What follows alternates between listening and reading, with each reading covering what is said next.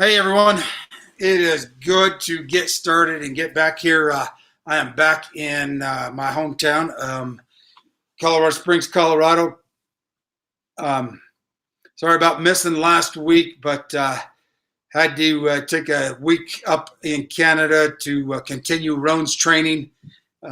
It's essential that she gets her training a minimum of every 3 months to keep her on point and doing what she does as a service dog for me. But thank you for your patience. Thank you. I hope you're all out there and hope you're going to be joining us tonight. We are getting into the meat and potatoes of what's going on. We are in chapter 9, Zombieland.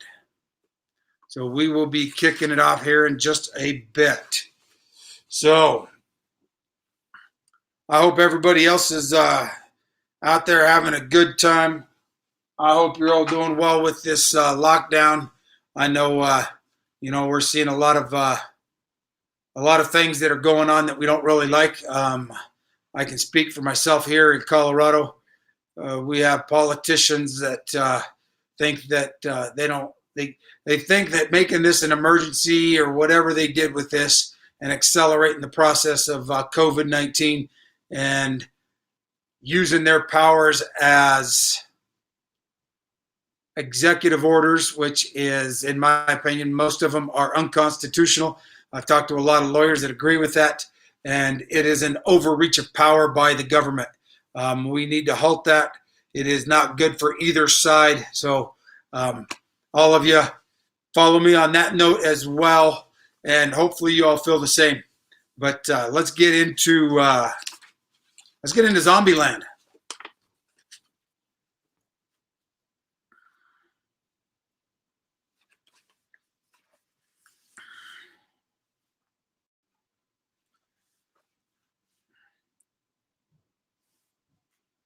When Scott Wicklund turned right out of the compound's front entrance with his 4 fellow DS agents, gunshots struck the armored Land Cruiser.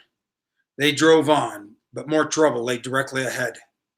Just as they'd been warned, Wicklund and his passengers saw a menacing crowd looming further east.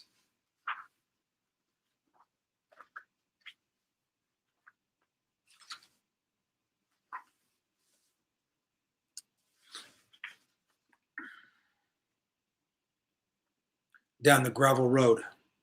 Wicklund threw the Land Cruiser into reverse and turned it in the opposite direction, heading west as he'd been advised, toward the intersection of Gunfighter Road, where the operators had initially left their vehicles. As they began driving west, the DS agents saw a man they believed to be a friendly 17th Feb militiaman waving at them to turn around. The confused DS agents interpreted the signal to be a warning that they were driving into an ambush. Wicklund put his trust in the man and turned a second time, back east toward clumps of Arab men lining the gravel road in the dark. One reason the operators had told Wicklund not to turn right was the warning they'd received from genuinely friendly Feb 17 militia leaders. Attackers were massing on the east, said, and their fighters couldn't hold their positions. Another reason was the operators' educated belief that radical Islamists from the Ansar al-Sharia militia had established a base on one of the residential properties a short distance east of the compound. Days earlier, Tonto had spoken about Ansar al-Sharia base with Henry.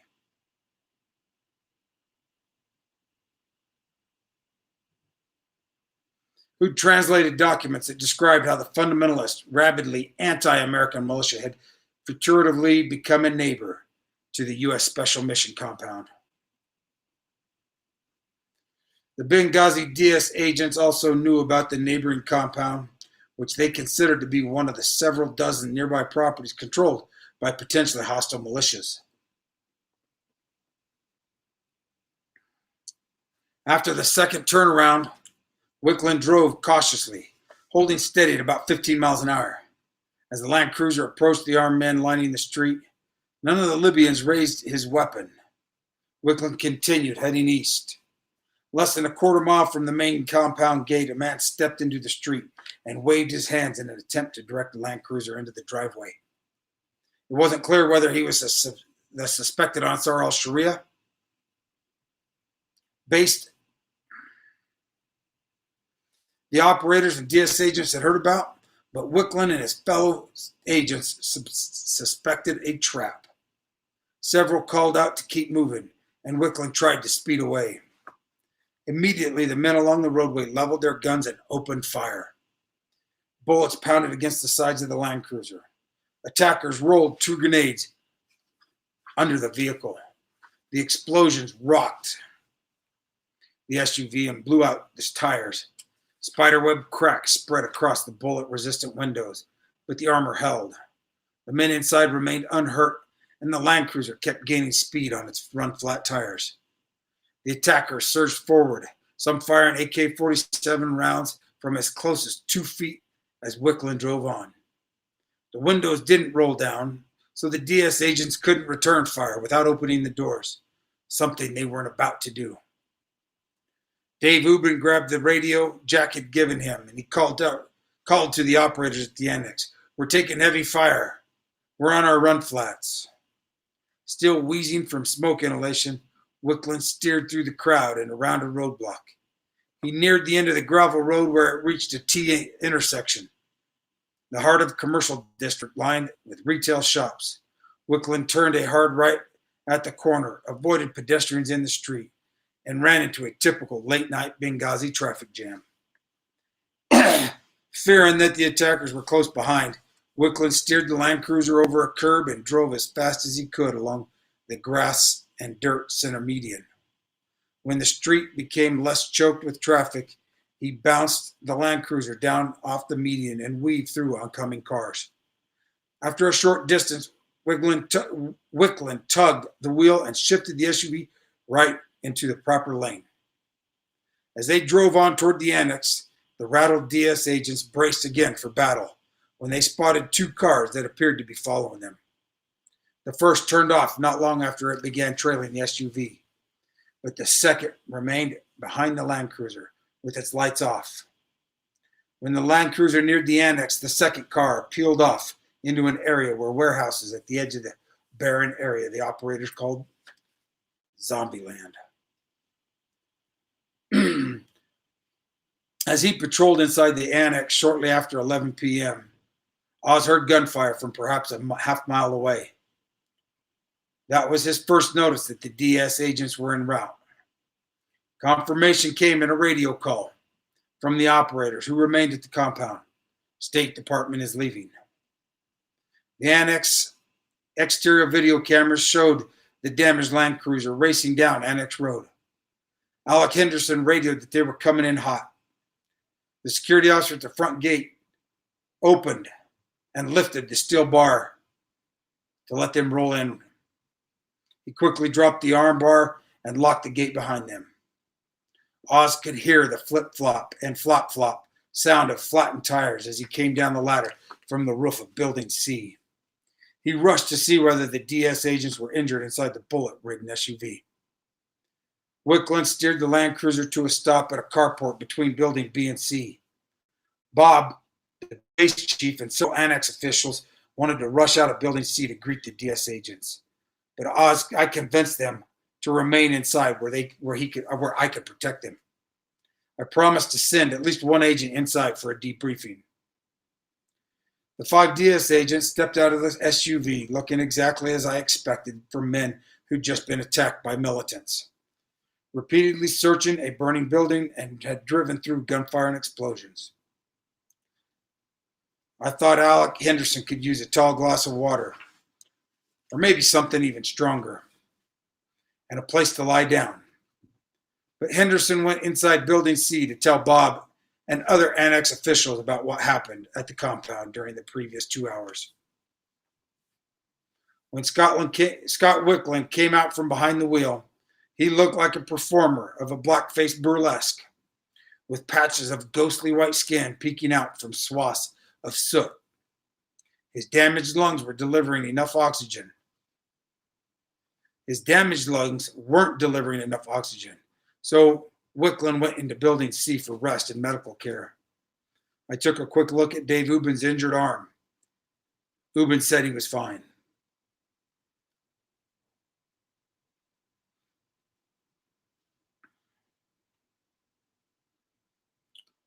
I need people up on the roofs, I told Ubin and the two DS agents from Tripoli. I wanted them in place quickly as an added layer of defense in case the cars that tailed the SUV foretold of an attack, or if the operators returned with enemies in tow. I sent Ubin to the roof of Building D on the west side of the annex property. I separated the two Tripoli-based agents, sending one to Building A near the front gate and another to Building B on the east side. I returned to my post on Building C. I began hearing some more worrisome sounds, ranging from tires screeching to periodic gunfire from the direction of the compound. I occasionally saw tracers cutting through the black sky, some green, some red. The tracers' purpose was to help shooters see the trajectory of their rounds and to correct their aim. I could only hope the tracers came from the American side. I radioed the operators to check their status and was told they were mustering at the Mercedes and preparing to leave. Knowing that my teammates would soon be on the way, I climbed back down the ladder to make one last check of annex defenses. Then I made sure the front gate would be opened quickly so Roan could pull inside without waiting. As Roan drove the Mercedes under the archway to exit the compound, his fellow operators called out in unison, "Left, go left." "I got it, guys," Roan answered calmly. Now that Jack knew the attackers had rocket-propelled grenades, his concerns rose. The armor beneath the Mercedes metal skin could stop AK rounds, but RPGs were a deadlier story. He felt certain that their enemies would be waiting for them in the street to repeat the ambush they'd sprung on the DS agents. Jack heard via radio that the Land Cruiser had made it to the annex without casualties. Jack doubted they'd be so fortunate. As they pulled out through the gate, Jack realized that he'd felt safer inside the destroyed compound than he did locked in an SUV heading into uncertain territory beyond the walls. He gripped a handle on the dashboard in front of him to brace for an explosion he felt certain would come. Not for the first time during the 2 hours since the attack began, Jack thought about his family. He told himself, okay, probably not going to make it out of this one, but gotta keep trying.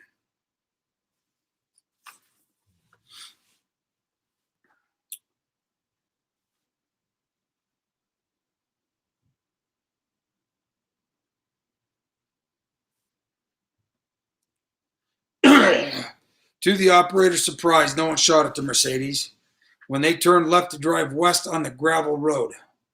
Still, Tonto thought Roan's foot was too heavy on the gas. Whoa, he said. Slow down, man.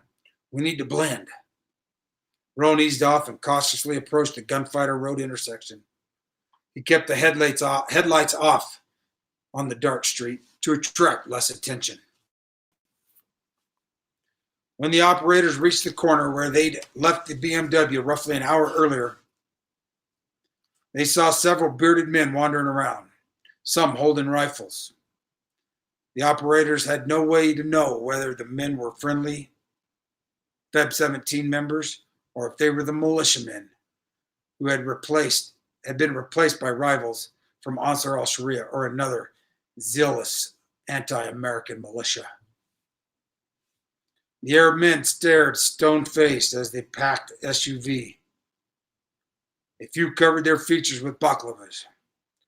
Roan and the team leader gave the men small, confident waves. Jack made eye contact with an especially tall man in sandals and loose-fitting man jammies. The man held an AK, but made no move to raise it. Tonto found himself looking out the window and memorizing details about the path he and DB had taken on foot from this point to the compound. So much had happened in so little time. Only 2 hours earlier, they'd been watching Wrath of the Titans. Tig stewed about the ambush that befell the DS agents, blaming the Feb 17 militia for not locking down the entire western Fuahat neighborhood. With friends like that, they didn't need enemies. When Roan turned left onto Gunfighter, Tig looked mournfully through the rear window at their abandoned BMW. When he grabbed his grenade launcher and gone to the corner to return fire, Tig had left his go bag in the car. It contained his medical kit, extra magazines, and worst of all, his passport. He knew that it would be tempting danger to stop, so he kept silent as Roan drove past. It's not worth getting into a gunfight over, Tig told himself. Several of the armed men in the street called for the Mercedes to stop. The passengers told Roan to keep on going, but he was way ahead of them. No shots or cars pursued them from the intersection. The operators continued south down Gunfighter across 4th Ring Road. They momentarily relaxed as they neared their destination without engaging enemy gunmen. Without engaging enemy gunmen. They quickly returned to high alert.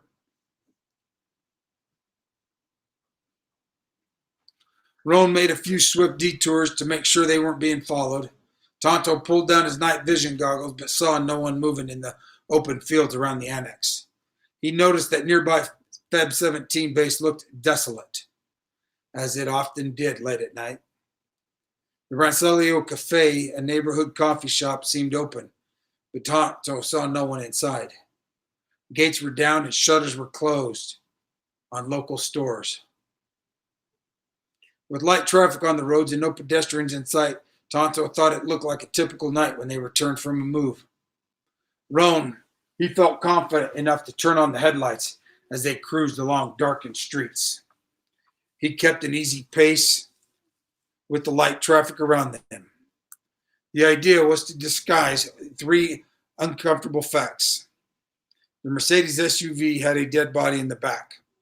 It was packed with heavily armed Americans, and it was seeking refuge in a covert CIA base.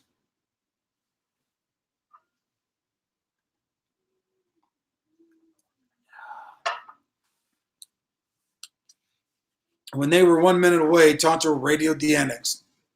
Coming in hot.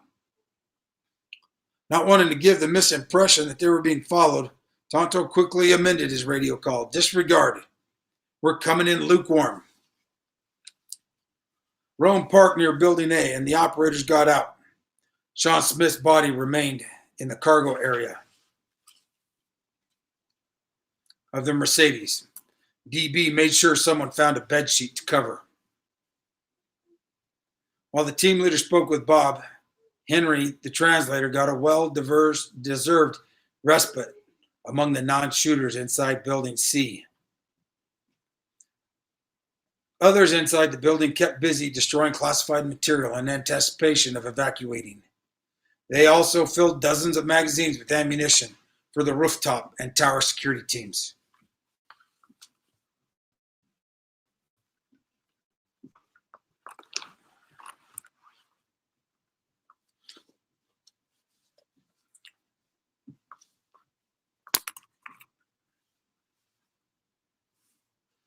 Roan went inside as well to care for Scott Wicklund.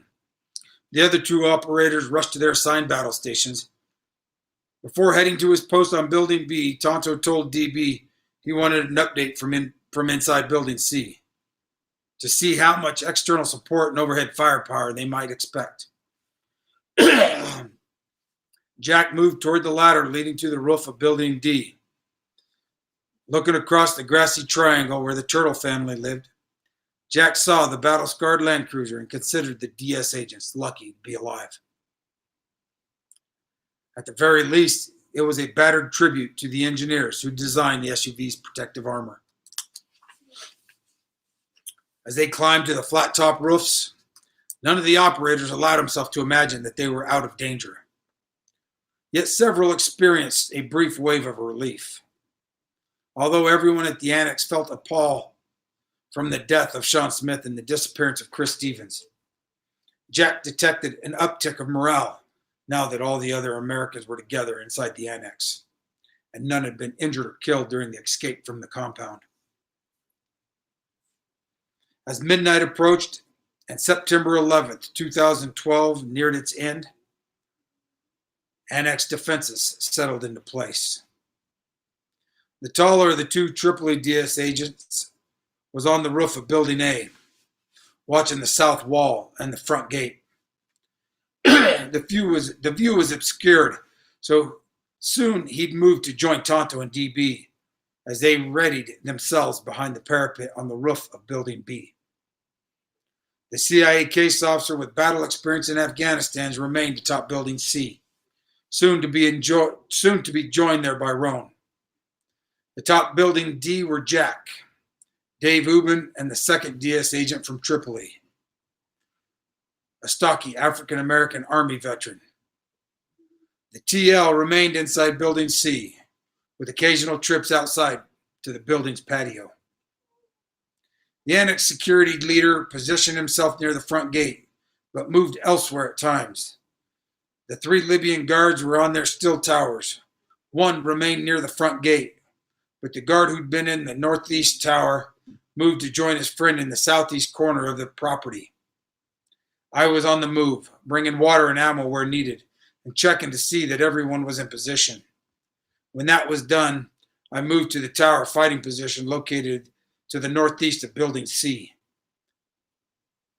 Tig linked up with the two of the local guards and spent some time with them on the tower in the Annex southeast corner.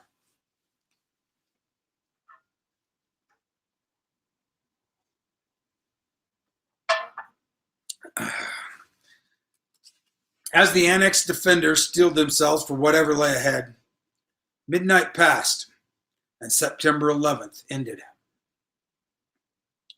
Minutes after the start of the new day, the State Department Operations Center in Washington sent an email to the White House, Pentagon, FBI, and other government agencies.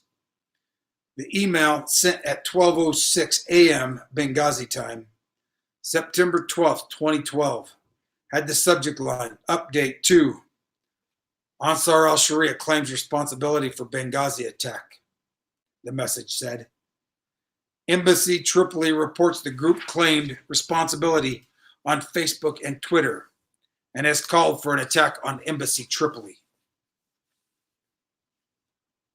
When the email was revealed weeks later, it set off a firestorm about when the Obama administration knew that the compound attack wasn't simply a disorganized, spontaneous protest over the anti-Muhammad innocence of Muslims. Video on YouTube. As several administration officials initially suggested, but the issue became muddied further when an investigation by a fellow at the Washington Institute for Near East Policy found no evidence that the radical militia group had made any such statements on social media. Around the same time the email was sent, the gates of the embassy in Tripoli opened, and out rode the reinforcement security team for a private charter flight to Benghazi. The 7-member force consisted of former Navy SEAL Glenn Doherty, also known as Bub, 2 Delta Force members, the top GRS team leader in Libya, and 2 other GRS operators, and a linguist.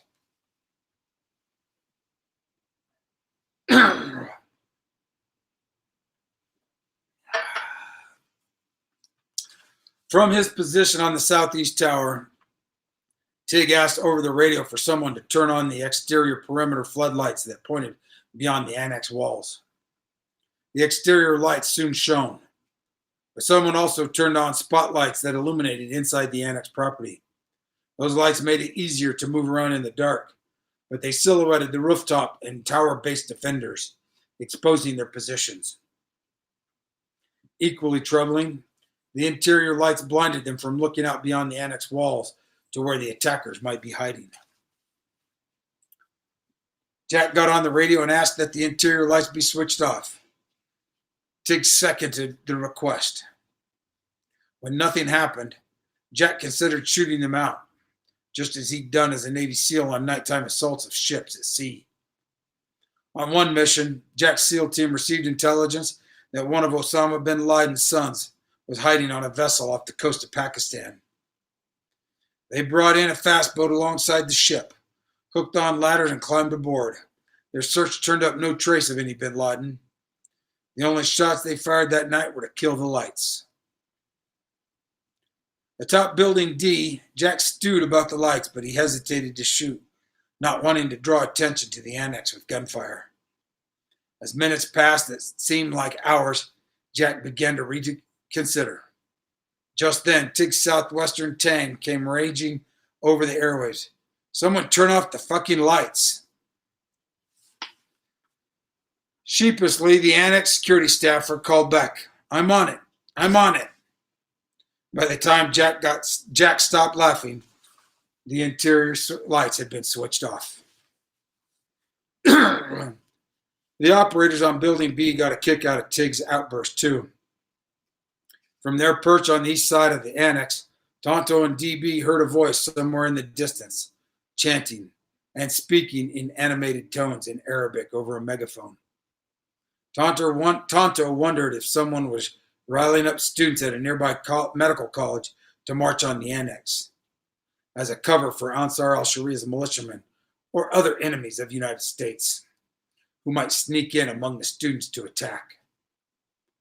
Other scenarios rocketed through Tonto's mind, all of them climaxing with gunfire. Waiting patiently wasn't Tonto's strong suit. God dang those sons of bitches, he thought. If you're going to attack us now. Tonto got on the radio and asked the team leader, what's the status of that Spectre gunship? We really could use that now. He also asked about an unmanned drone, not knowing that one had already begun transmitting images from somewhere overhead. The TL told Tonto that he'd try to find out. When they first took to the roofs, Tonto asked whether someone inside Building C would bring him food, drinks, and chairs while they waited. The female case officer who'd gone to dinner with myself hustled over with Gatorade, water, and candy bars. She tripped as she stepped over the parapet and landed hard, face first on the roof. Tonto thought she must have hurt herself badly, but she popped up to her feet, said she was fine, and continued making deliveries. A male support officer followed with white plastic lawn chairs.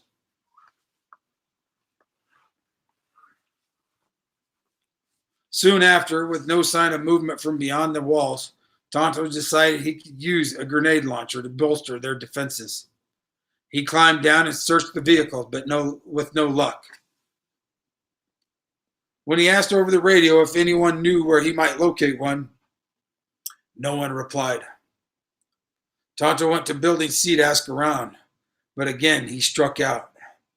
As staffers shredded documents, destroyed sensitive materials, and performed their prescribed tasks to prepare to abandon the annex, Tonto stuffed extra mags of ammo in his pocket and headed for the door. On his way out, Tonto came across the main hallway, his bag against the wall, his head in his hands.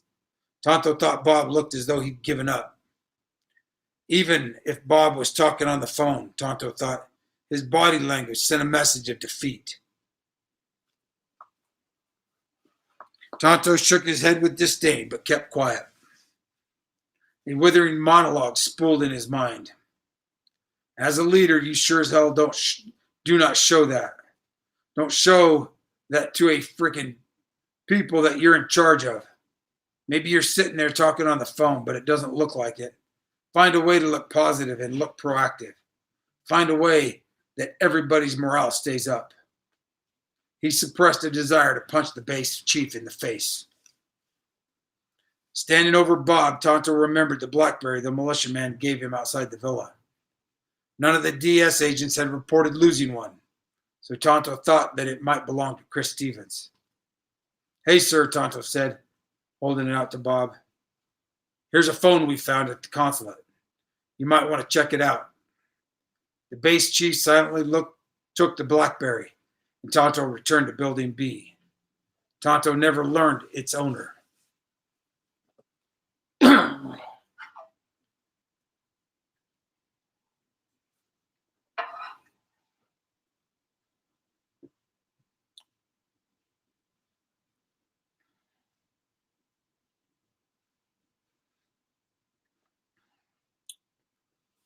Atop the roofs, the men talked, snacked on candy, and replenished their fluids. Most suffered from varying degrees of smoke inhalation. Tig felt as though he might cough up a lung.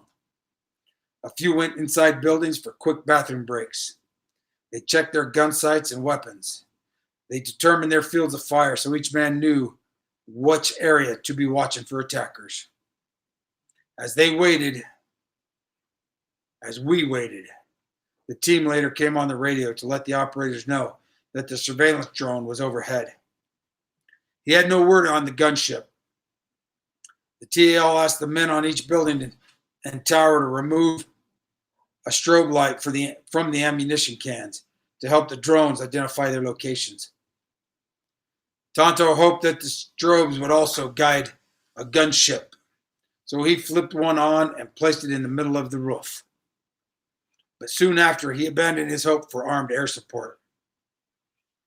"I don't think we're getting a gunship," Tonto told DB. DB had reached the same conclusion. He let out a rueful laugh. "Fuck it," Tonto said. "What are we going to do about it? We'll just do what we can." Across the driveway atop Building D, Jack heard the team leader's request differently. Jack understood the TL to mean that he wanted the operators to put infrared strobe lights on their helmets. Jack knew that the drone was unarmed, and he held out no hope for a gunship. Wearing a strobe wouldn't do him any good personally. Worse, if one of the attackers had somehow obtained a pair of night vision goggles, the light would act like a bullseye on Jack's head. He ignored the order. Being on the roof gave Jack time to look himself over. He noticed that his jeans were soaking wet.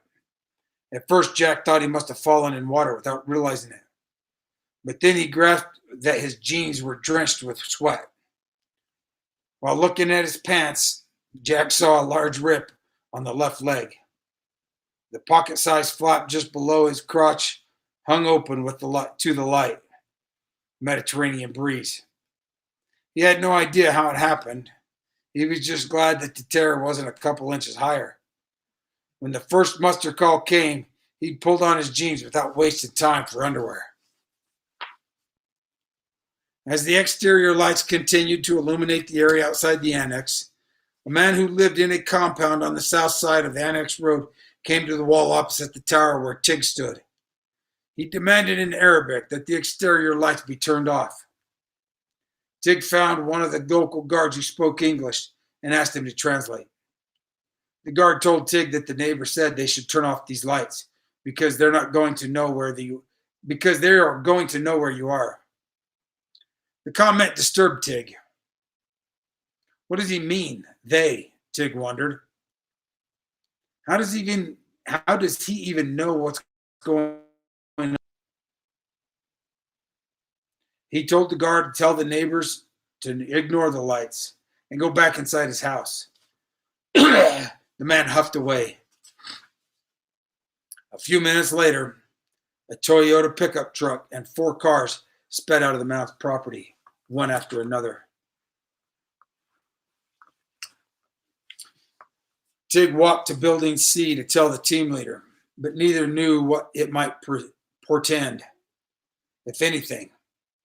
While talking with the TL, Tig left his helmet and broken night vision goggles on the Building C patio.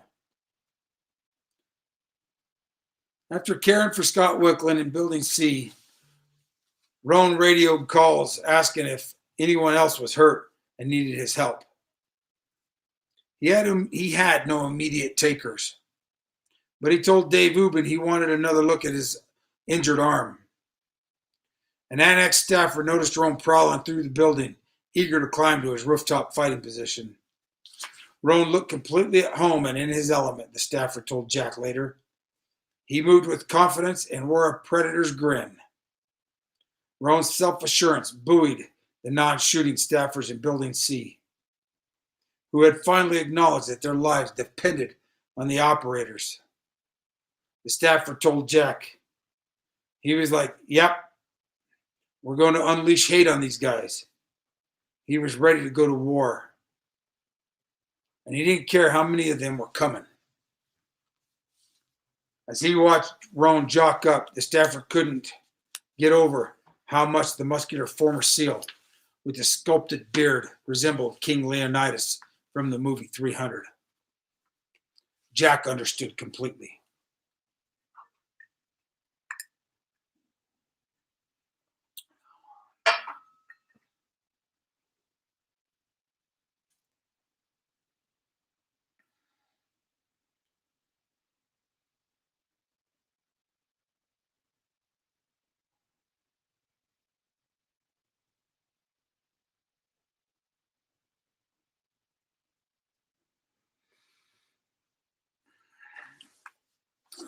While making his rounds, I climbed atop Building D and spent a few minutes talking with Jack to learn as much as I could about what happened at the compound. I told Jack he felt frustrated that he wasn't coming, that I wasn't among them, and asked if they'd killed many attackers. Jack told him he didn't know. I made sure they had enough supplies and ammo, and then I climbed down. While marking time on the roof, Jack and the DS agent from Tripoli talked about how unprepared the compound had been for the assault. The agent told Jack that if the attackers hadn't begun chanting as they swarmed through the pedestrian gate, the outcome might have been worse, because the agents at the villa would have been caught even more by surprise. The agent's comment made Jack think about the difference between what happened at the compound and what they were prepared to withstand at the annex. When the compound came under fire, 3 DS agents were relaxing outside the villa. One was inside watching a movie, and the 5th was doing paperwork in the TOC. One of the 4 17 Feb militiamen who'd been hired for compound security was absent, and the Blue Mountain Guards were unarmed. By contrast, the Annex's active defense team featured 6 heavily armed, highly skilled operators, stationed on fortified rooftops and tower fighting positions, girding for battle. Supporting them were 3 DS agents, 2 experienced Annex staffers, and if they remained at their posts, 3 armed Libyan guards the operators hoped were ready to fight. Another major difference was that the men at the annex knew the enemy was coming. Any attackers who tried to get inside the walls would be met by a ferocious response. The compound was a relatively soft target. The operators felt certain that the annex wouldn't be.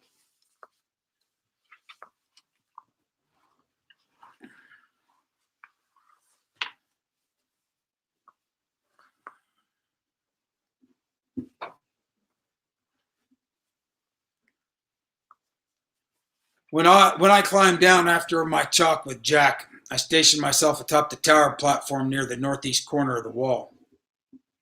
That tower, known as Fighting Position 3, allowed me to overlook Zombieland and 2 large open pens packed with several hundred filthy sheep. Now and then, 2 men that I presumed to be shepherds walked around the area. I watched them closely, but didn't see that they were armed or seemed to be armed. I studied the sheep too, because I was concerned that the attackers might use the animals as concealment and crawl among them to get closer to our wall.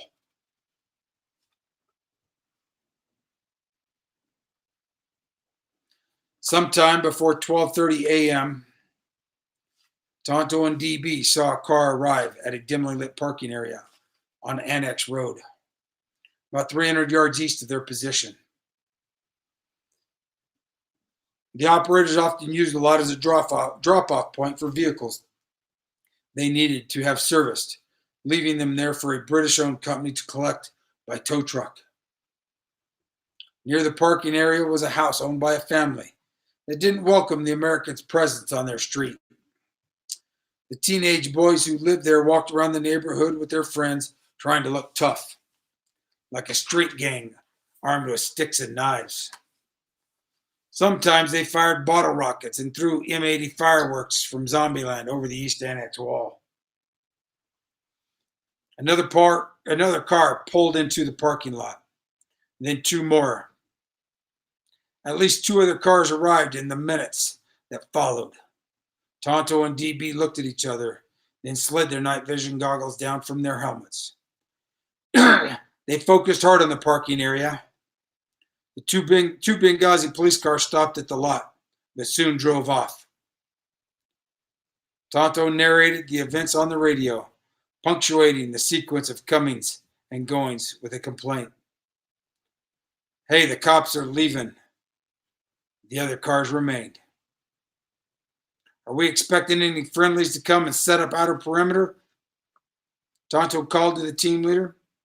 Because you know there's some cars starting to mass in the parking lot where we drop our cars off.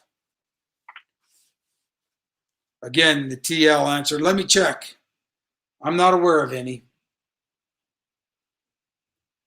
With each new car in the lot, Tonto and DB grew more anxious. Man, I don't think we're expecting anybody, Tonto said. They tried to determine whether the men looked like 17 Fed militia members, but they had no way to know. DB told Tonto that he saw men moving away from the cars in the general direction of the annex. Are they the locals that live there, or are they bad guys? Tonto asked. I can't tell, DB said. It looks like they're moving, but they're not moving normally. They're moving tactically. After a pause, DB added, I think these guys are starting to move on us. His adrenaline flowing, Tonto called out over the radio. Be advised, we've got unknowns moving toward our compound from the drop-off parking lot. Tonto looked out over the area of trees and brush and saw one man advancing.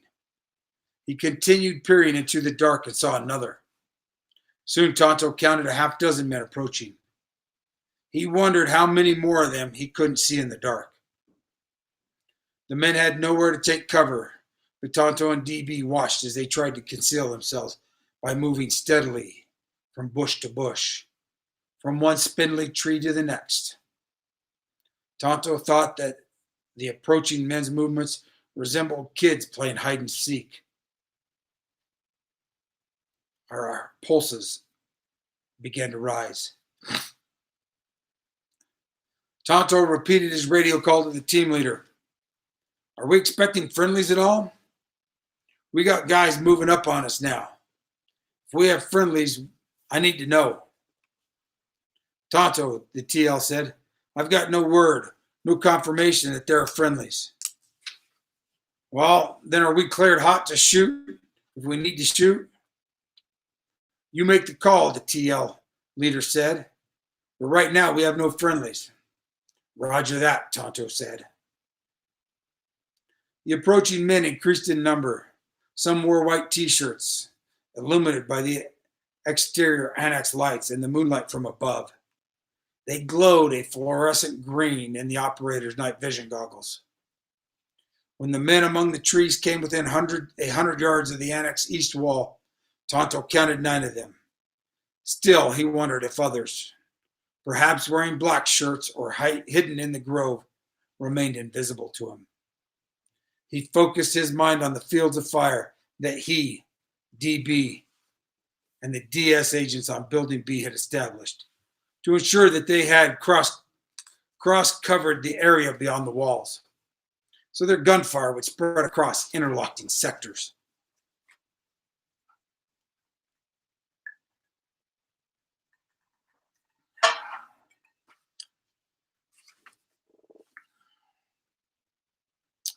Tonto squeezed his left hand around an area near the barrel of his assault rifle that he called the broom handle. It illuminated his laser sight for 3-second intervals. He switched the beam to a setting that was invisible to the naked eye, but appeared as a bright dot on any object it hit when seen through night vision goggles. Tonto moved the beam from one approaching figure to the next, allowing a pause between sightings in case any of the men outside the walls had night vision goggles as well. If so, they could use the goggles to reverse target the laser firing Americans on the rooftops. Each time he hit one with the beam, he asked DB, "Is that the guy you're seeing?" When DB confirmed it, Tonto moved to another. That way they knew that both had identified the same potential enemies. When the targeting began, the DS agent didn't have night vision goggles, so he could only strain his eyes and hope to spot the oncoming men on his own. Tonto pointed out each possible target. He called over the radio to me, where my vantage point on the northeast corner tower gave me a similar view of the approaching men. I saw them coming as well, replying Roger each time I saw Tonto's laser hit one. Although the technology gave us an advantage, we knew that the area beyond the wall was rife with dead spots, dark areas where our goggles couldn't help us see. As we prepared to engage, we kept thinking about the teenagers who lived in the nearby house. We resolved that we wouldn't shoot until fired upon, or until some other action demonstrated that the figures outside the annex were enemies, and not quasi-friendly militiamen, or tough local teens armed with nothing more than powerful firecrackers. Tonto kept watching men trying to conceal themselves in his assigned sector, but he couldn't see any weapons. Then DB spotted an armed man in his sector. He called out, "I got AKs." Tonto looked again and saw rifles as well. From their stealthy movements to the weapons they carried, by all indications, the men were enemy attackers approaching the annex from the area east of the wall. But the Americans wanted even more confirmation before engaging. The possibility remained, no matter how small, that the men were 17 Feb militiamen coming to help. All Tonto could say on the radio was, "Guys, be advised, I believe we got bad guys coming up on us. Stand by." Then Tonto saw a man drop to one knee.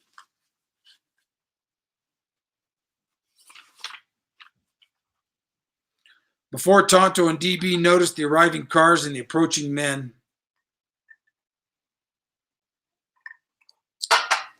Tonto had called to ask if anyone had a spare pair of night vision goggles for the DS agents on Building B. A case officer at Building C produced a pair and gave them to Tig to bring up to Building B on his rounds. On his way to deliver the goggles, Tig stopped by Building A to grab 2 cases of water from the front hallway. He climbed the ladder on one side of Building B and dropped off the goggles. By then, Tonto, DB, and the DS agent were already occupied watching the men nearing his rifle hanging loose from its straps in front of him. Tig walked to the east side of Building C, toward the area the operators called our prison gym. He could see me in position on the northeast tower, some 30 yards ahead, so he lugged the water bottles that way. As Tig approached the workout area, something flew over the wall in his direction. He couldn't see what it was, but sparks sputtered from one end. It had a lit fuse.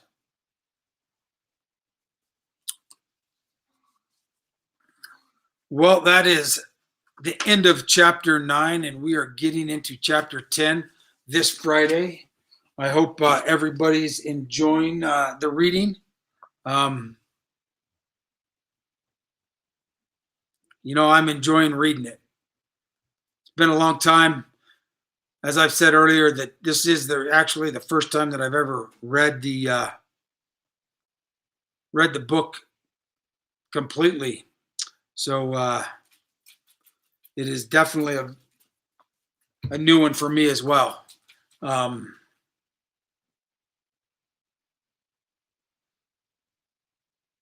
Let's get into some of these questions that we may be getting here.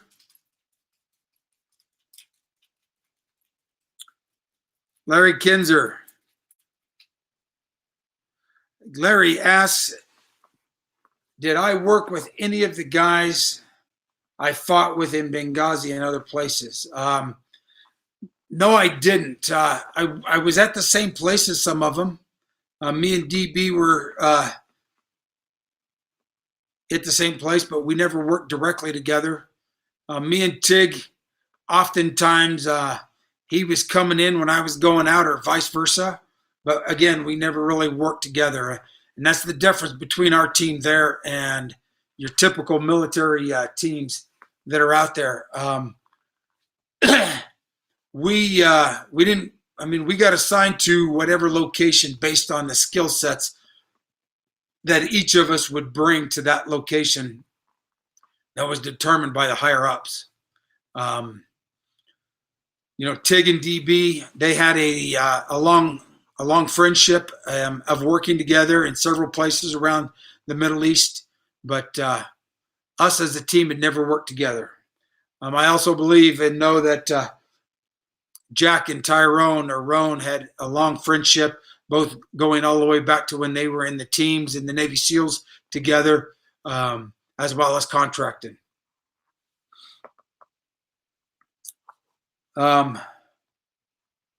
Karen Ball asked, did I ride in Tig's Road Rally? Karen, no, I didn't. I don't have a motorcycle license, and I don't own a motorcycle. Unfortunately, I would probably get myself into too much trouble if I had a motorcycle. So it's best I stay off of those things. But thank you for asking. Julie Malone, hey, the book and the movie both depicted the entire country as extremely violent, filled with constant and unforeseen hotspots. As a contractor, was this worse than you imagined it would be? Julie, great question. It was. I mean, different places were different levels of threats. And in all the different places that I've worked around the world, in some of the different countries, it was very similar. I mean, they never had us in countries that were calm. I was really trying to talk the CIA into sending me to Barbados, but they just said there was no requirement there. I was sure that there must have been some type of terrorist threat, but they just wouldn't buy off on it because that would have been a great place to have been instead of Tripoli or instead of Benghazi. But great question. Thank you very much. Bill George, did Tonto really give the car keys to 17 Feb at the airport as shown in the movie? Bill, as far as I know, I believe that he did. I wasn't there because I was already on the private plane that had brought our sister team in, and I was on my way back. So I don't know for sure, but I do know that that is what Tonto said. So I've got to believe that that is the truth. Tom is asking a question. Oz, were you as a contractor forced to the same rules of engagement that we had to deal with in Iraq and Afghanistan? I think that rule was an extreme handicap for us as soldiers, as our enemies used it to their advantage constantly. Tom, our rules of engagement were kind of two things. I mean, one, they were self-imposed that we put on ourselves, but they were very similar to what you guys had as contractors. We could not engage in offensive action. It had to be defensive. And that really is the difference between what we would call a mercenary and a private security contractor. We're there to protect people. We have to use every available asset that we can muster, all of our training, all of our experience, to ensure that the people that we're protecting do not get into an engagement. I mean, we're operating in sometimes, 1, 2, 3, 4, up to like in Benghazi, 6-man team. When we're out and around, I mean, there's no telling what we might run into. So our best offense is being defensive and being low key and low profile.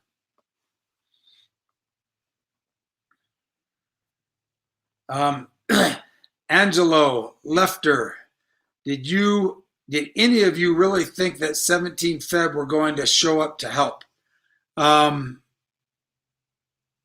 can only speak for myself, Angelo. In all the different countries I've been in, working both military or as a private security contractor, you hope for the best but expect the worst. At least that's my theory. I would hope that they would show up, but my plans would all be determined and based on whether or not on the fact that they wouldn't. I'm not going to believe that they'll be there until they are there and show up. So always plan for the fact that you can depend on those that are on your team and don't expect anyone else to send backup. Joe, good to hear from you again, Joe. Thanks for coming back. Hey, since there were drones over you guys, what was your personal opinion on why help was never spent? I love that question, Joe. What I was told afterwards was that the drones that we had there were not armed, for one, and that was because we didn't have a SOFA agreement, which for all of you civilians out there is a status of forces agreement with the country of Libya. I find that to be a little bit moronic in their response. Why would we one at that point have a SOFA agreement? Because there was really no established government outside of Tripoli itself, and would we really give a crap? We have been in so many countries, and I'm sure, I don't know for a fact, but I am sure that we've had drones in places that had no SOFA agreements, that were armed. Do I believe that everyone was watching it back in DC? I'm sure they were. They saw what was going on. I think that the majority of them that were making calls, they couldn't find their ass with both hands if they tried. Weldon Miller. Weldon, how you doing tonight? Thanks for joining us. How much did y'all help train the actors in weapons and tactics? As the movie ended at the airport, did y'all give the kids the armored cars? Well, first part of your question, Weldon. We were hired as consultants for the movie. We were on set throughout the whole thing to ensure that things were as accurate as possible. One thing is the movie wasn't a documentary. It was for entertainment purposes, but I give a shout out to the actors, to Michael Bay, to Paramount for having us on set, for giving us the honor and the respect to ensure that the story was told as accurately as possible, given that it was a entertainment-based movie. Michael Bay said it at the very beginning. This is a true story, and it was a true story as it was depicted both in the movie and the book. Though there was a few liberties taken for theatrical purposes, everything that happened in the movie happened in the book, and it is true to the word as best as I can determine. You're further on with that was the actors themselves were trained by and I'll give a shout out to, he was a plank holder. I'm not going to put his name out, but he was a plank holder for SEAL Team 1 back in Vietnam when it was first stood up. And he has been and worked on several Michael Bay movies with several Navy SEALs or former Navy SEALs to ensure that the movies and the people that are trained as the best that the SEALs could. So they did a wonderful job on that. And again, I think I answered that earlier, Weldon. The keys, as far as I know, Tonto gave the keys to the Feb 17 guys, which again, in the movie they're depicted as young kids, but they were in their mid-teens to upper teens, which is an adult in a lot of Far East countries. Steve Brody, Barity, I'm sorry, Barity. Maybe I'm getting that wrong, but Steve asked, what was the team leader's military background? Why was he not on a rooftop? Thank you for your service. Say, Steve, thank you. God bless you. Appreciate the support. The team leader did not have any military background. He had been previously employed by other government agencies and chose to move over into GRS and work there. I can't go into too much more about that because he is still serving. Angelo is back again. Whose gun went off on the plane? The gun that went off on the plane was a pistol. That was the translators. Okay, and here's one thing that was different. The translator was an American citizen. I think I've covered that in previous chapters. But he was clearing his gun when he got on the plane, and the gun went off.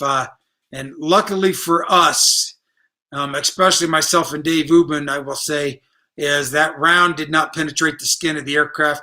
The pilot would not allow them to take off. He wasn't going to go anywhere until we could prove and show that did not penetrate the aircraft, which would affect the airworthiness of the aircraft. The bullet was found where it had hit one of the seat posts of the aircraft and did not go any further. And as I've said before, there was too many times throughout the night that God was on our side and watching over us. Because had that happened, we would have been stuck there in Benghazi as the injured for another few hours and not gotten our first medical until probably noon or maybe 1 o'clock later that day.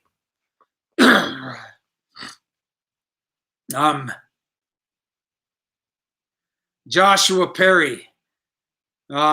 Seems like Joshua is an upset that we didn't have any readings last week. He says, why didn't you have readings last week?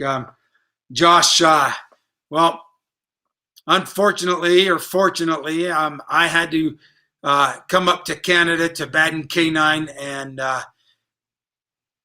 do some further training and maintenance training with Roan to keep her up to the skill set that she is supposed to be at for service as a veteran service dog. And unfortunately, Canada, or at least in the remote areas of Canada where we were at, I guess we weren't too remote. We were about 30, 45 minutes from Niagara Falls. The internet service is not what it is here at home with me. So I hope that answers your question. Should I get back up to Canada? We're going to do everything we can to see if we can get their Prime Minister, Trudeau, to come off some of that money that he's got stashed away and maybe get better internet service out there. I hope that answers your question. Harley Davison, have you ever thought about going back into contracting? You know, Harley, I have. I mean, it's something that's going to always be in me. That warrior in me wants to get out there and fight. But due to the fact that my left hand has limited feeling, I don't want to be that guy that puts everybody else in danger because I can't be 110%. And then on the other side of that, I have a wonderful wife. I have wonderful children who love me dearly, who have always stood by the decisions that I've made to get out there and protect our country. But, I've promised them that I wouldn't go back into doing that. There's only a couple reasons there's a couple things that would draw me into that. Don't really want to go into them in public, but anybody who knows me kind of probably knows what that would be. So I hope that answers your question. Thank you, Harley. Diane Hilton. Is it difficult to read this book, and is it helpful? Diane, I think the best thing for me has been the fact that we have done this book and we did the movie. It's put me and my job now, as a lot of it is doing public speaking and talking about what's going on. And I will tell every veteran out there, you've all got a story and it deserves to be heard. you may not think that it deserves to be heard, but I guarantee you that you have somebody in your family that are going to be generations down the road that want to know what you did. I think the best thing that we can do as warriors, as guys that have served, is to tell our story. It doesn't have to be in a public setting, but at least it has to be put out there. Talking about my story, talking about it, reading this book. Yeah, there's some difficulty to it. It reminds me of things that I haven't thought about every now and then or for a long time, but it is also cathartic and helps me go through and evaluate what goes through and the emotions that I have when dealing with that. So thank you for that question. Pablo Lima, what advice would you tell other GS operators whom are to one day go through the same fate as you, if ever? Some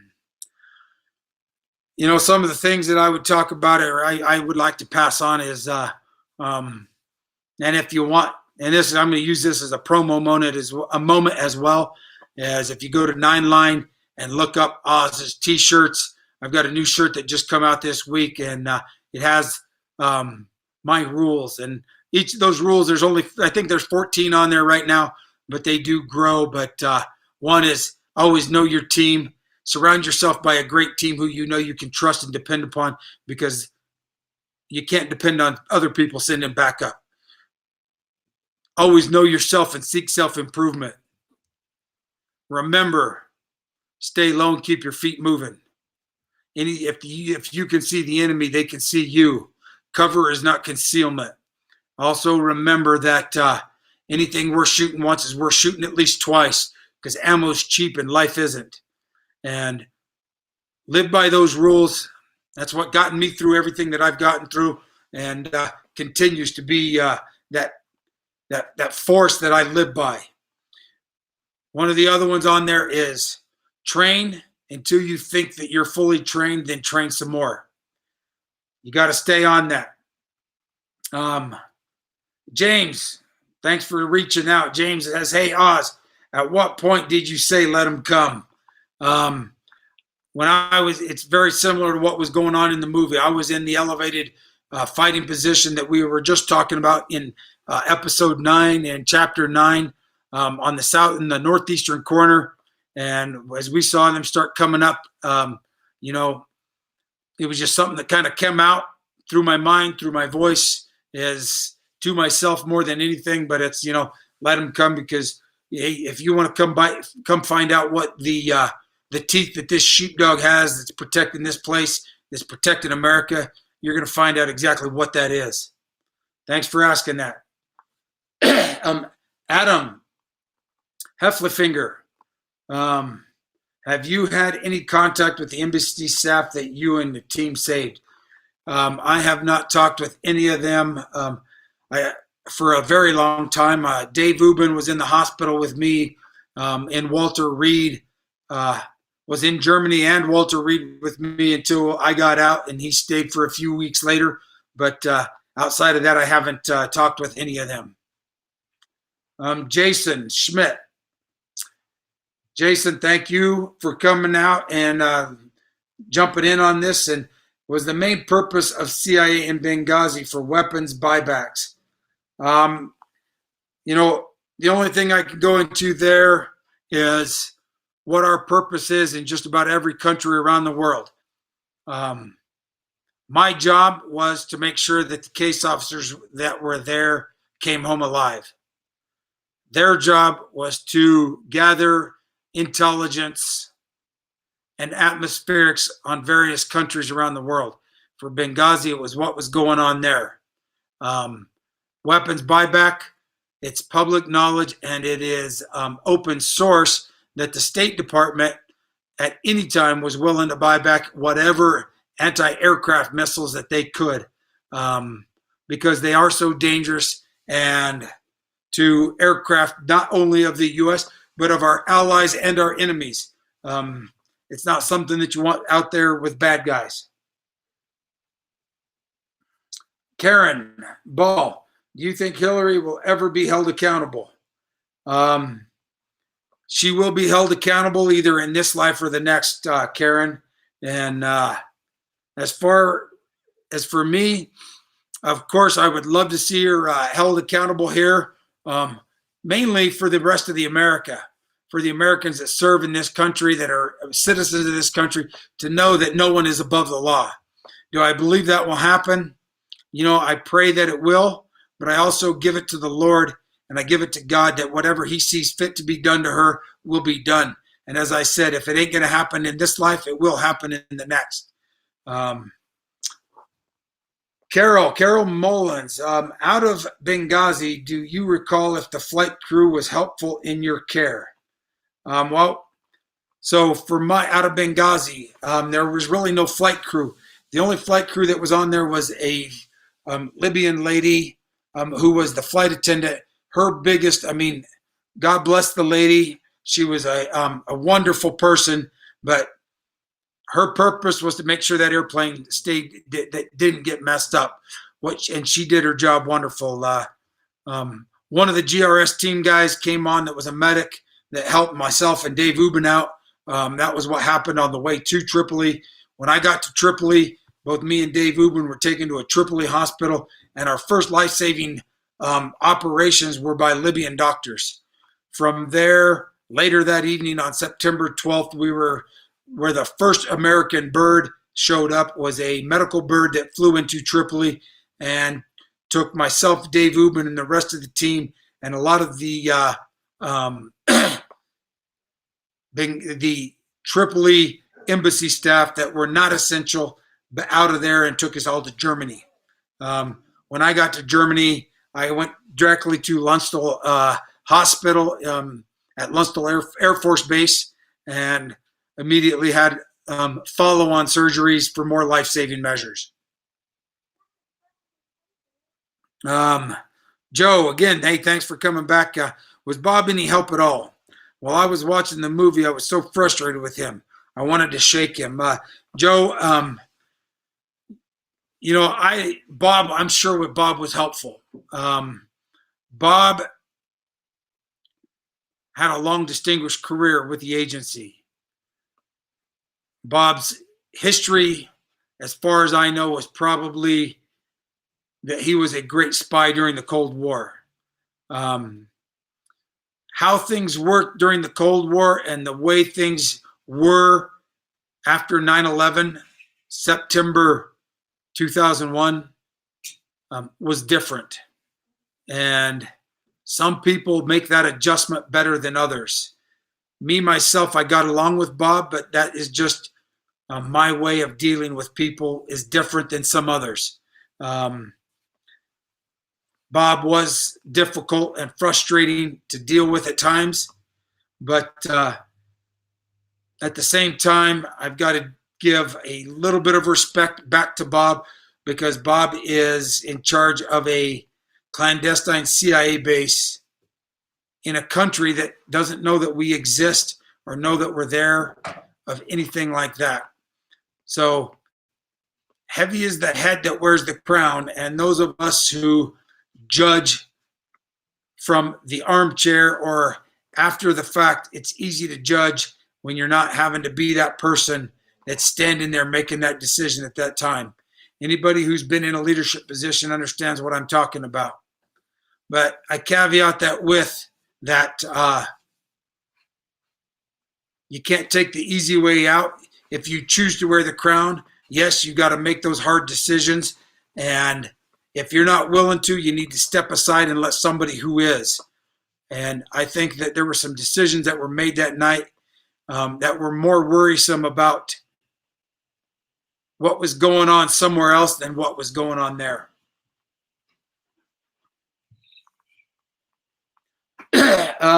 But thank you for that, Joe. Because I will say that there's been times that I've wanted to shake the heck out of Bob as well. Jason's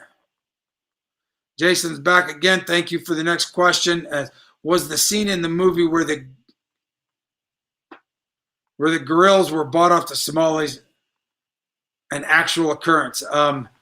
Jason, some of the stuff like that, I can't really comment to one way or the other. What that depicts is that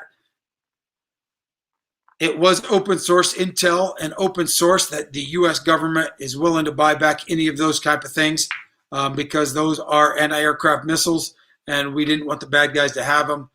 We didn't want good guys over there to have them.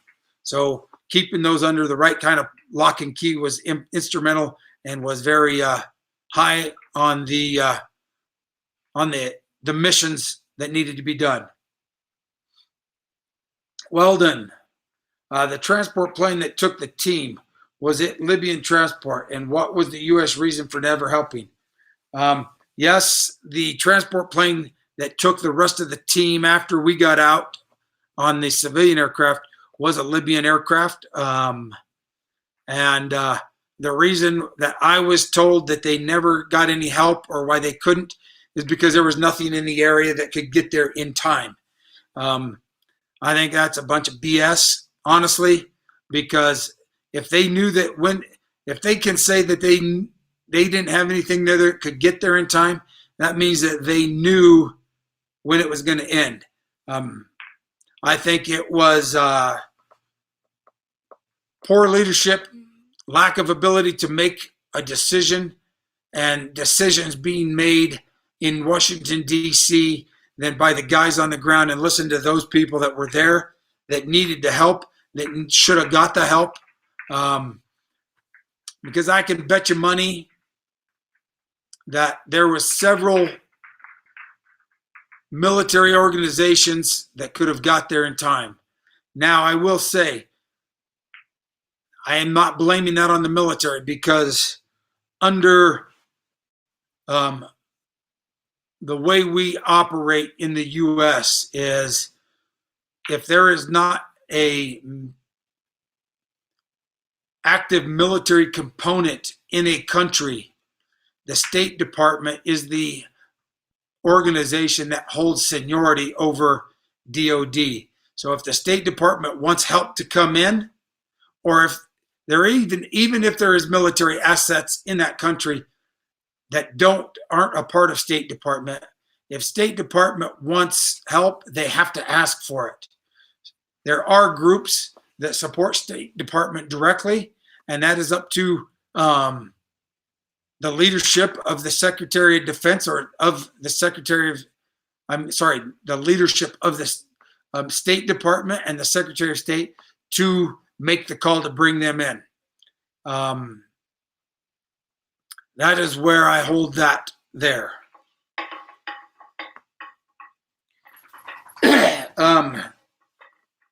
Roxanne, do any of you know what happened to the young guy translator who didn't go with you guys when you left?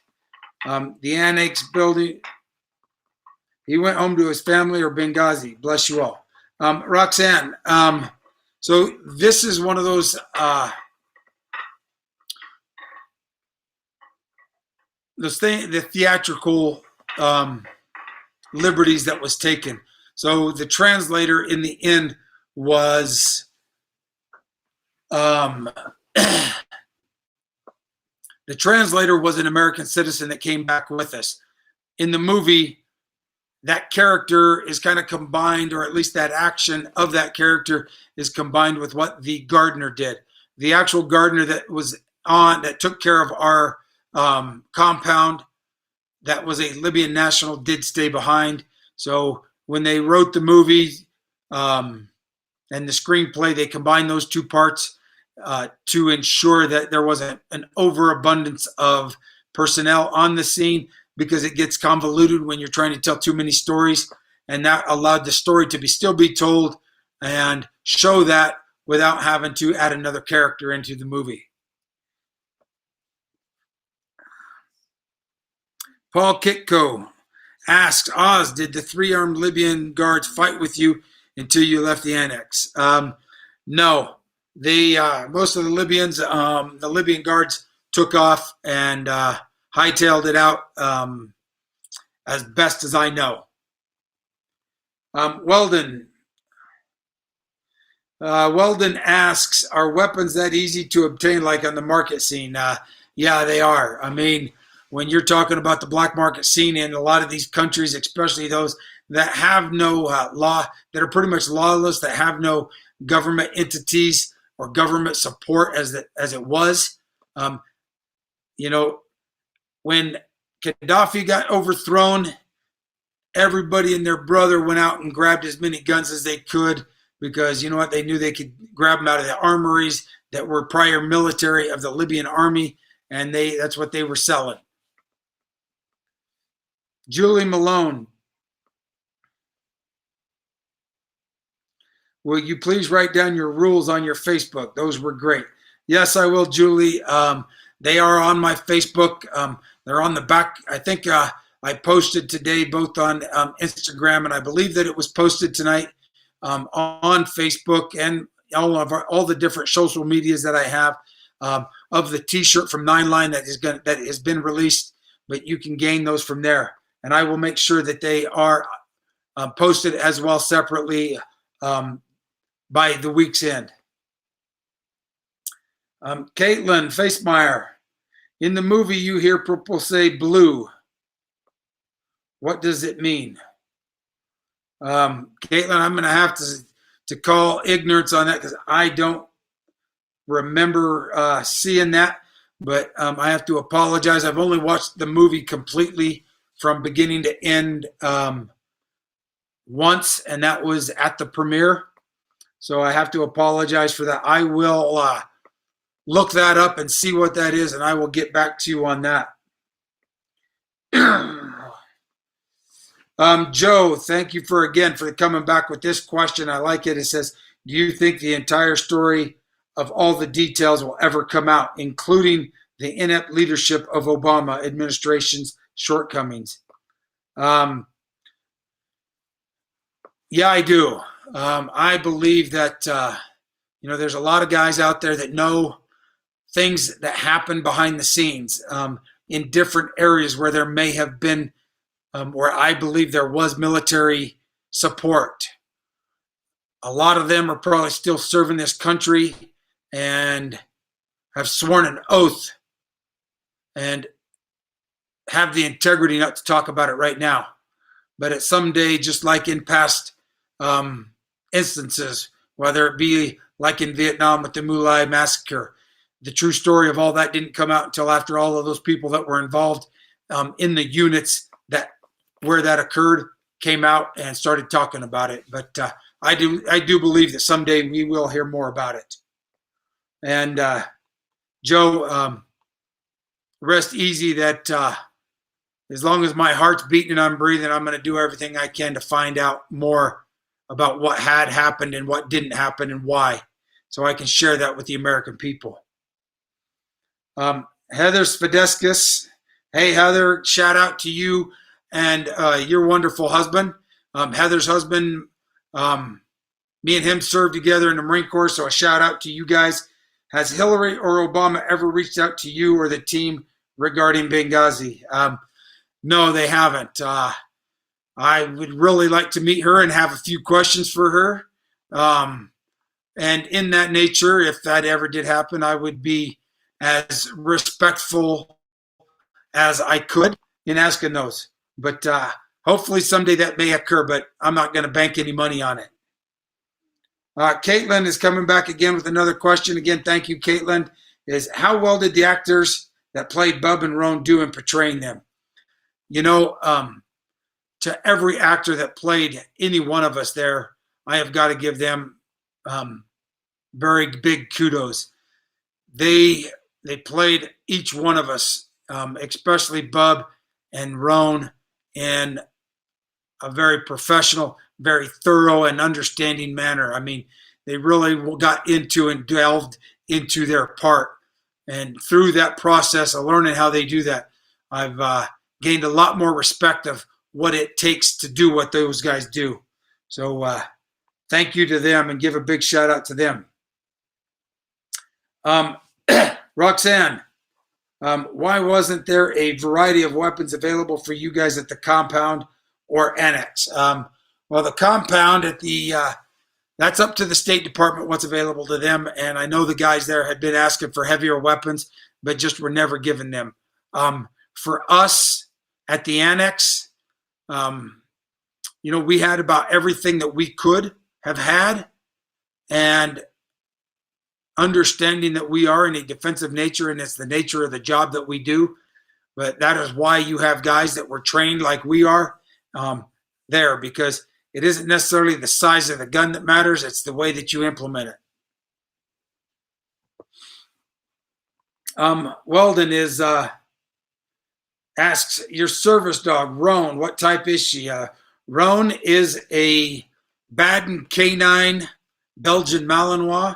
Now, understanding and knowing that Mike and Josh up there at Baden Canine, I would venture to bet money that not any one dog up there is a pure breed, because there are parts of every breed of the shepherd's dog that are important to the work that the dogs do. So I hope that answers it. But she is primarily she is listed as a Belgian Malinois, and she is a wonderful dog. So thanks for asking that, Weldon. Ethan, thanks for joining us. Was there ever an opportunity for you guys to give your testimony in any sort of investigation? Yes, there was. I gave testimony twice to 2 different groups. One of them was the House Intelligence Subcommittee, HIPSI, which then was ran by Devin Nunes, who is a Republican congressman, which is now overseen by my wonderful friend Adam Schiff for Brains, who now is kind of the head of that. And anybody who's been following politics for the last couple of years, since the Dems have taken over the House, with their leadership, he is in charge of it. I can tell you this. Immediately, I wouldn't say immediately, probably within 30 minutes after I testified, along with the other guys, Adam Schiff for Brains, and another congressman out of Washington State up in the Tacoma area, immediately came out and of a closed door hearing that was classified and made a public statement that we were liars. So as you know, as you can tell, I probably don't have much love for that guy. But we did testify to a couple different times. Michelle Afholter, how many places have been where you had to fight as you did in Benghazi, or to any degree? Michelle, I can't really go into a lot of that. Just with my background, I can say I've been in a lot of different countries. I kind of, between my military career and my contracting career, I joke about it in the sense of if the country ends in Stan, I've probably been there. But there's a lot of those countries out there, and there's a lot of places that are bad and got a lot of bad people who don't like Americans. And any place I go, I'm going to do whatever I can to defend America, whether I've been in the military or as a contractor, and make sure as a contractor I adhere to the policies that I swore to uphold and my position and how it is, and to make sure that the people I'm protecting come home safe. Hope that is an answer enough for your question and the detail that I can. But thank you all for the questions. I think we're at the end of them. Hey, we had a great group tonight. I loved your questions. Total questions for everybody was 34. I got to say thank you all for joining us again. And sorry for not being able to be there last week. If I let you guys down, I apologize for that. Had to keep my dog up on her skills as well. Kind of goes back to that rule. Train until you think you're trained enough, and then train some more. But we're going to be back here Friday night, so please join us. And I do want to let everybody know again, if you haven't heard and you're new to us, if really looking forward to you for your help, your support. I know we're in some hard times, but me and my wife have a project or a nonprofit called Shadow Warriors Project. And what we do is we help those private security contractors who are serving overseas, have served overseas, who have either been injured or lost their life. And more so than anything, it's not only helping them, it's helping their families, because there's no, after you get out of the military and if you're working as a contractor, there's no family support services. So we want to make sure that families are taken care of. They're still serving out there. It just happens to be in a different way. So any help that you can do, please go to shadowwarriorsproject.org. Go to the donate button. Donate as much as you can. If you donate a minimum of a reoccurring donation of $20 a month, I will send you out a free autographed book of 13 hours, the true account of what happened in Benghazi, and let you have that for an autographed book for that, for doing that. So please reach into your hearts, let God guide you in that manner, and give us what you can, because I will say this, it is going to go help a veteran, a contractor who needs a service dog, like I have Roan, and everything that she's done for me. It's going to help with that, as well as help a family who may be struggling, one through COVID-19, but also struggling because they lost a breadwinner in their family. We have a lot of families that we help out across the country, and you're never going to hear about them except through us. And a lot of their names and faces we can't release, but you'll know that you're helping somebody who really needs it, and it's going to a good cause. And it's going to make sure that you're going to make a difference in somebody's life. So please do that if you can.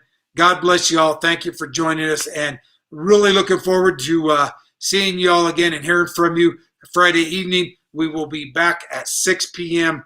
Mountain Time, 7 Central Time. Join us, and God bless y'all. Have a great